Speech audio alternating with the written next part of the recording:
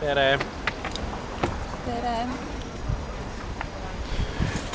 Täna on siis meil 4. päev koha peal, täna peaks reede olema.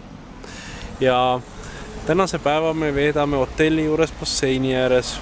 Miks me meres ei ole? Meres on lained suht suured vahepeal ja merevesi on külm ka. Tead, mis veel meres on või? No. Meres on need elukad, need suured hõljuvad olendid.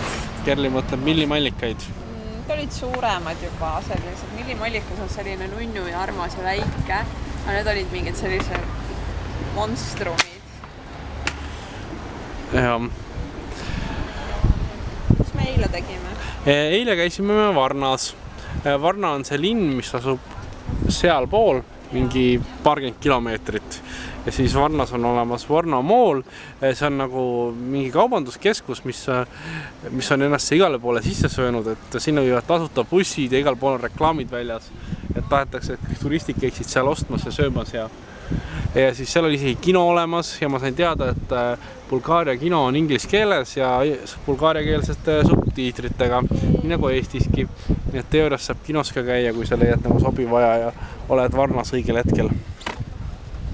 Hetkel Mari on kuskil mere ääres ja meie lihtsalt kahekesi pikutame siin. Jaa, väga hea. Jah, see on vist kõik.